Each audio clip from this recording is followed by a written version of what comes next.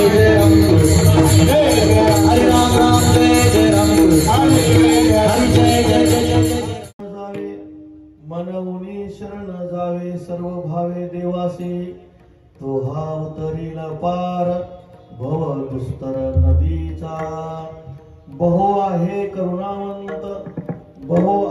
करुणावंत अनंत हे नाम ज्या तो हा उतरील पार भव दुस्तर नदीचा तुका म्हणे साक्षी आले तरी केले प्रगट तो हा उतरील पार भव दुस्तर नदीचा रुक्मिणी प्राण संजीवनंतम परम धाम कैवल्यमेकं तुरीयं प्रसन्नं प्रपन्नार्ति हदेव देवं परब्रह्मलिंगं भजे पांडुरंगं पांडुरंगा करो प्रथम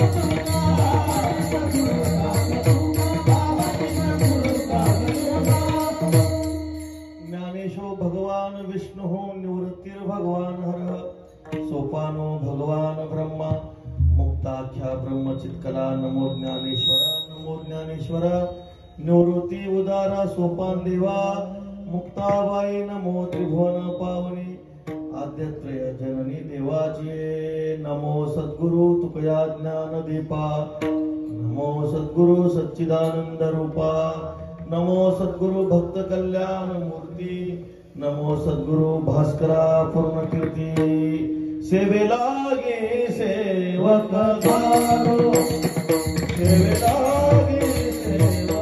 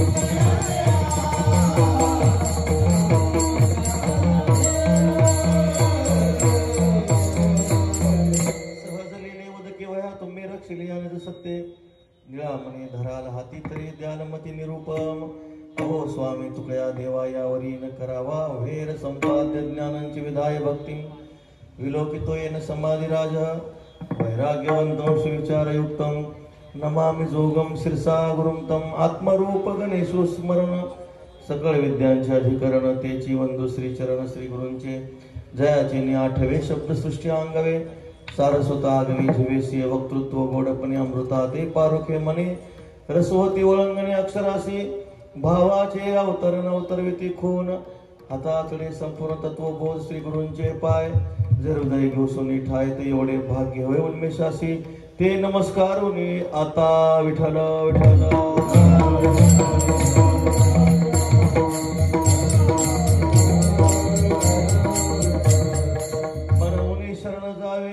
मनवनी शरण जावे सर्व भावे देवासी तो हा उतरेल पार भव दुस्तर नदीचा अनंत कृपा सागर षडगुण ऐश्वर्य संपन्न सच्चिदानंद घन कर्तुम अन्यथा कर्तुम सर्व शक्तिमान श्री रुक्मिणी प्राण संजीवन भगवान पांडुरंगाच्या अपार आणि असीम अनुग्रहातून महाकैवल्य तेजोनिधी साधकांचे मायबाप ज्ञानियांचे शिरोमणी भगवान श्री ज्ञानोबाराय, पंढररायाचे प्रेम भांडारे भक्त शिरोमणी श्री संत नामदेवराय, पैठण निवासी शांती ब्रह्म श्री संत एकनाथ महाराज, वैराग्यराग रसिक जगद्गुरु श्री तुकाराम महाराज आणि सर्व संत मांदियाळी त्यांच्या परम कृपेने आशीर्वादाने दरवर्षी चाललेला भगवत चिंतनाचा नामचिंतनाचा असणारा उत्सव, त्या उत्सवामध्ये पूर्व सुकृताने प्राप्त झालेली सेवा गोड असा श्री तुकोबारायांचा 4 चरणाचा भगवत शरणागतीचा उपदेश करणारा अभंग आहे. विठ्ठल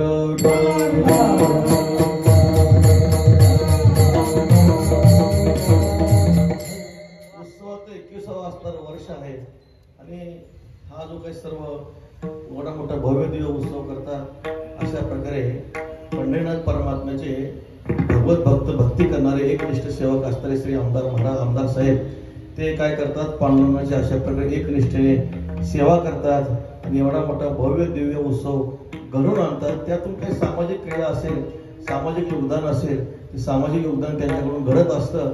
असं घडणं अत्यंत महत्वाचं आहे.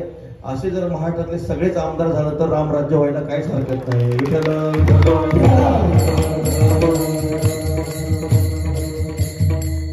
नावाचे राजे होते, त्यांचा नियम होता एकादशी व्रत करायचे, पण ते फक्त एकटे एकादशी करत नव्हते, राज्यातल्या सगळ्यांना एकादशी करायला लावायचे. तसे आजचे आमदार असे असले पाहिजे, तरी सगळ्याला माळी घालायला लावले पाहिजे. विठ्ठल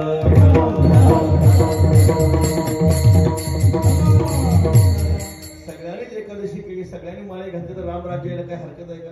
काहीच हरकत नाही. म्हणून असे जे सत्पुरुष असतात अत्यंत आनंदाची गोष्ट आहे.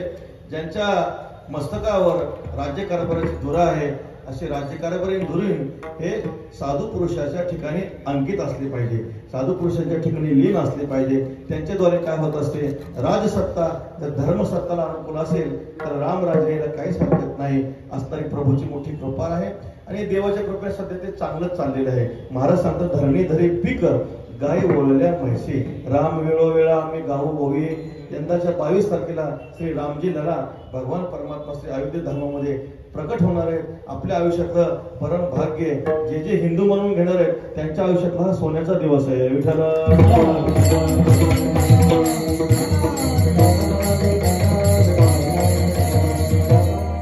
राज्याच्या वैशिष्ट्याचं चिंतन करत असताना राम राज्यामध्ये दाराला कुलपण होते, राम राज्यामध्ये डॉक्टर नव्हते, राम राज्यामध्ये वकील नव्हते. का नव्हते? राम राज्यामध्ये डॉक्टर नव्हते कारण राम राज्यामध्ये कधी कोरोनाच येत नव्हता, राम राज्यामध्ये कधी अकाली मृत्यू येत नव्हता. राम राज्यामध्ये वकील नव्हते कारण राम राज्यामध्ये कधी भांडणच होत नव्हतं. राम राज्यामध्ये दाराला कड्या नव्हत्या कारण राम राज्यामध्ये कधी चोरीच होत नव्हती. विठ्ठल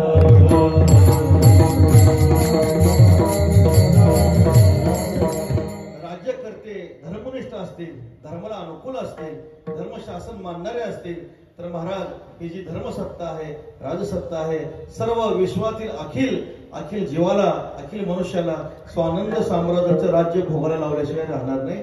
म्हणून आज तरी परमात्म्याची कुठली मोठी कृपा आहे. त्यांच्याकडून अशीच भगवंताची सेवा घडावी. नवे तर शेवटच्या काल्याच्या प्रसंगाला जवळजवळ 1000 ज्ञानेश्वरी आणलेले आहेत. ते सर्व 1000 ज्ञानेश्वरी तुम्हा आम्हाला सगळ्यांना ते वाटणार आहेत.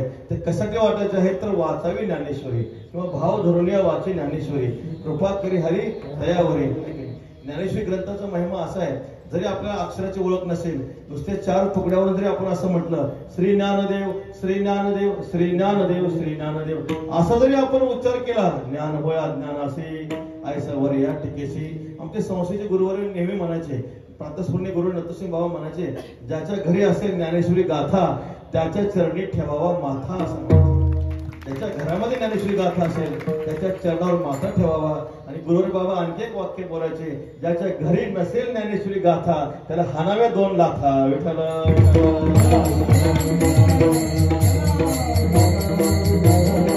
ज्ञानेश्वरी गाथा हे आपलं जीवन ग्रंथ आहे. मनुष्याचं मनोनी मने काय वाचा जो सेवक होईल याचा तो स्वानंद साम्राज्याचा चक्रवर्ती करी. या ग्रंथाचा आपण अनुष्ठान केलं, हरिपाठाचा उच्चार केला, ज्ञानेश्वरीचा आपण उच्चार केला, गाथ्यातील तुकोबाराच्या अभंगाचा उच्चार केला, तो मनुष्य स्वानंद साम्राज्याचं जे ऐश्वर्य भोगल्याशिवाय राहणार नाही. कारण संसार आहे, कामामध्ये काम, काही म्हणा राम म्हणा, ठाऊक जे आहे संसार दुःखाचा, संसारात माणसाला दुःख असतं, पण अशा दुःखामध्ये आपण जर परमात्म्याचं नामचिंतन केलं तर परमात्मा आपल्या सुख स्वरूपाची प्राप्ती करून देतात. आनंदाचा असणारा हा उत्सव आहे. गोडसे तुकोबारांचा 4 चरणाचा अभंग आहे. तुकाराम महाराज प्रस्तुत अभंगामधून भगवत शरणागतीचा उपदेश करतायत. पहा, आता थोडं उपदेशाचं आपण चिंतन करत असताना शास्त्रामध्ये कथनाचे 4 प्रकार केलेले आहेत. एक उपदेश आहे, एक आज्ञा आहे, एक अनुज्ञा आहे आणि एक अभ्यर्थना आहे. विठ्ठल